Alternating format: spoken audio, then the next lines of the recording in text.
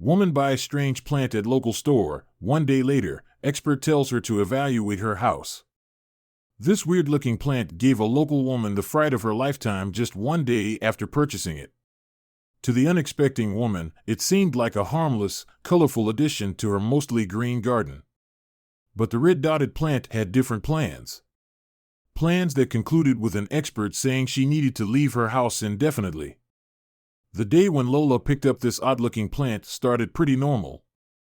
She walked around her local garden center to pick up some new additions for her backyard. Lola loved her outdoor living space but missed some pop of color since it was mostly greenery. And that's when she spotted this peculiar thing.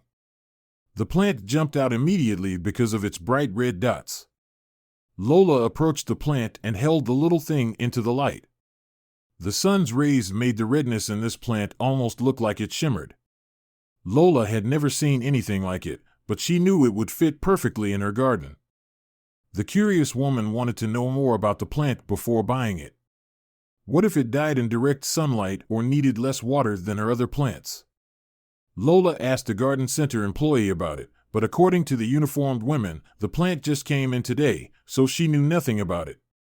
In the end, Lola decided to take the plant home with her without any additional information. The strange red-dotted thing wasn't expensive, so she could at least try it. Lola bought 3 of them and placed them in the back of her car. A decision she would strongly regret just 1 day later. The plants were placed between mostly green foliage, and the result was just like Lola hoped it would be.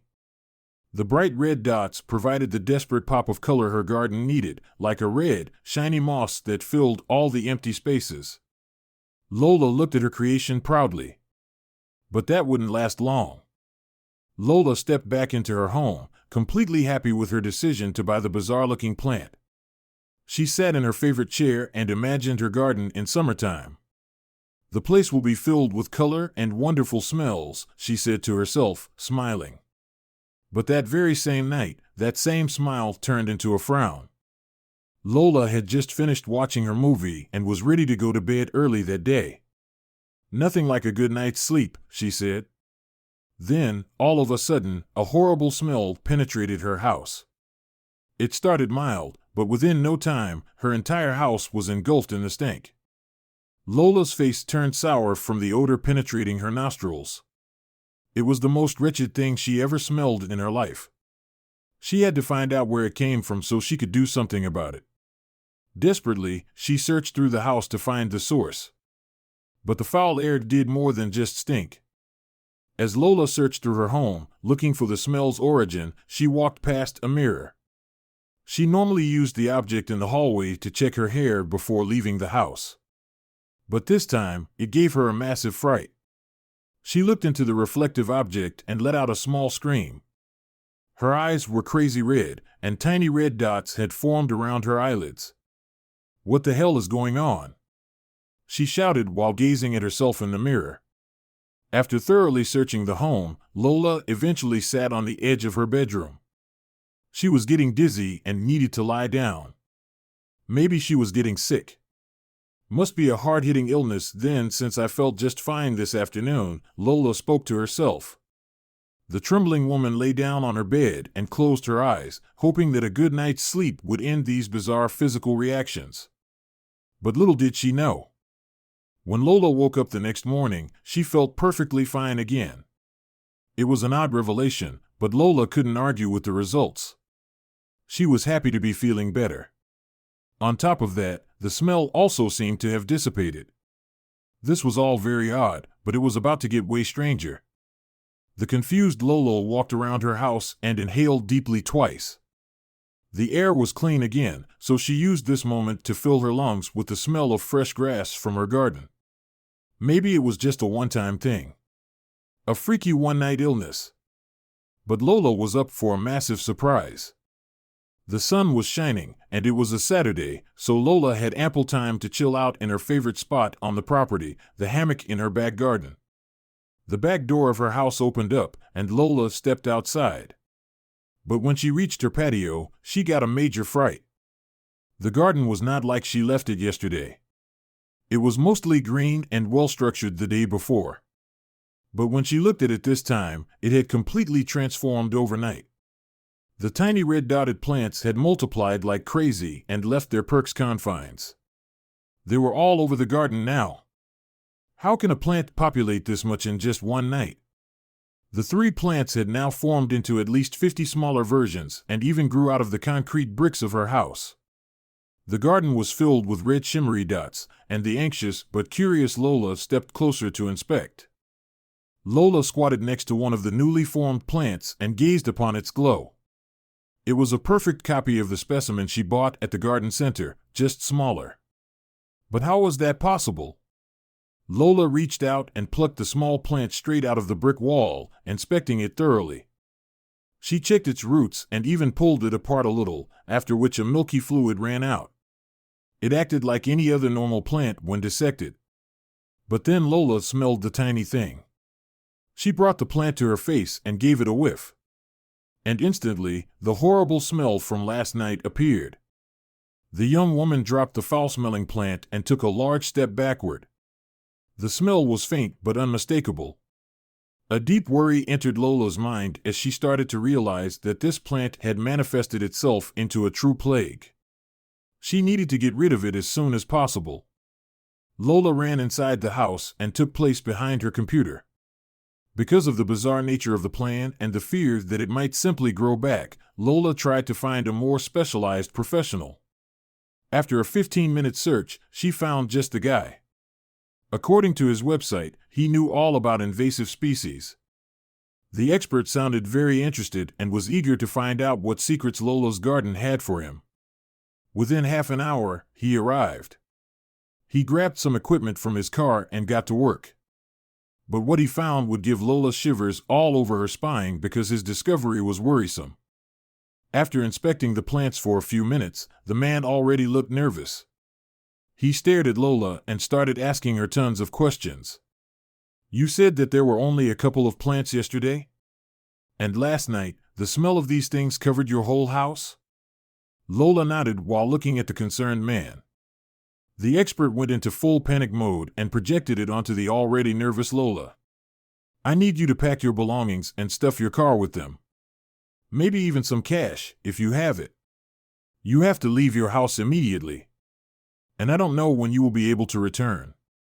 The expert looked frightened and clearly had a hard time articulating his words, which made Lola realize the seriousness of the situation. However, the fact that she needed to abandon her comfortable home caused her to ask some fair questions. "What is it? And why do I have to leave so suddenly?" Lola looked at the man and waited impatiently for him to answer, but the expert remained silent. He just kept staring at the plant before him and commanded Lola to hurry up. There was no arguing with the man, and his change in demeanor made Lola listen. He was the expert, after all. Lola rushed inside and started packing all her essentials. Within 30 minutes, the poor woman had filled her car to the brim with everything she needed to make the long absence from her home. She was ready to leave in a practical sense, but her mind was still overflowing with questions. "Do you have a place to stay?" the expert said while standing up to communicate with Lola. The confused woman stated that she could probably stay with her mother for now, and the plant analyst told her this was a good plan. "I'm sorry for the confusion, but it's all I can say for now." After realizing that arguing with the man was useless, Lola walked to her car. The vehicle was packed so full of stuff that there was barely enough room for her to sit in and drive. But after squeezing her body in and moving some stuff around, she took off to her mother. Her mother found the situation as odd as Lola did, but if the place was as dangerous as the expert said, she was happy that her daughter was out of there.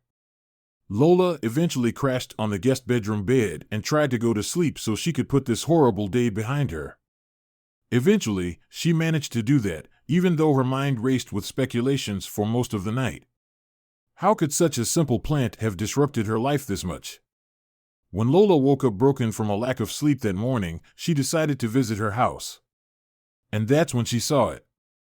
The worried woman drove down her street and saw that her house and the entire area around her garden were sealed off with caution tape.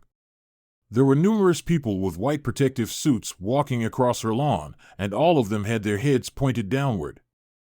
As Lola stopped her car and got out on the other end of the street, she saw her neighbors being evicted as well. This was all getting too much to bear, and Lola walked up to the victimized family for answers. She addressed them, and the poor people got the same explanation Lola got. According to the expert, who had now assembled an entire team around him, they needed to leave for their own safety. But other than that, no concrete explanation was given to them. Lola had enough. She stepped toward her garden purposefully and ducked beneath the tape, shielding trespassers from entering. The people in hazmat suits got spooked instantly and rushed toward the angry Lola. "It's not safe here, madam. Please keep your distance and stay behind the taped area." But Lola didn't listen. She pushed one of the suited men aside and kept walking. That's when the expert from before stepped in. "It's all right, men, let her through." The expert greeted Lola kindly this time, but did order her to put on a gas mask for protection. "I promise to explain everything to you this time, as long as you put on the mask."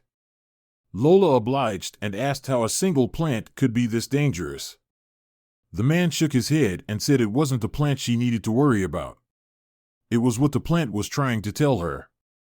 "This plant is an extremely rare species, and I still don't know how it got into a store's inventory. But that little thing might have just saved your life." "Saved my life?" Lola was perplexed at that point. All this time, she figured that the plant was a plague and that the spores, or whatever caused her physical reactions, were toxic. How could it have saved her life? "What is this plant then? Can you tell me?" The expert nodded. The expert stated that the plant in Lola's back garden originated from Chile. It was found deep in forest areas, and local inhabitants called it the red canary. Not just because of its bright red colors, but because of this plant's special and useful skills. What the expert then said shocked Lola.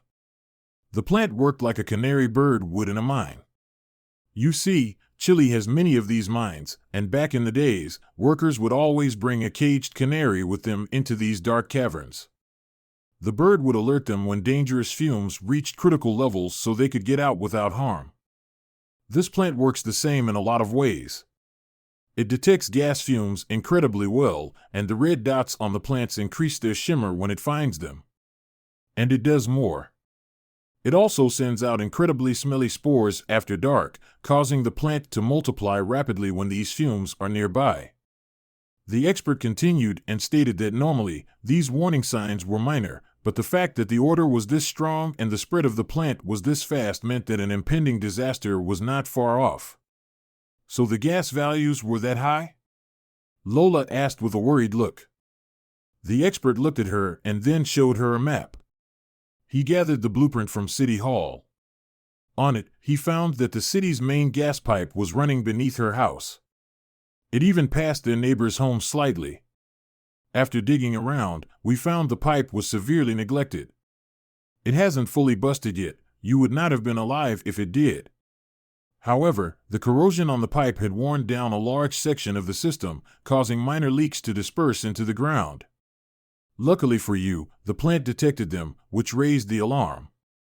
Otherwise, the consequences could have been dire. Lola couldn't believe it. She never believed in faith, but this plant popping up in her local garden center and her picking it up to eventually save her life was quite remarkable.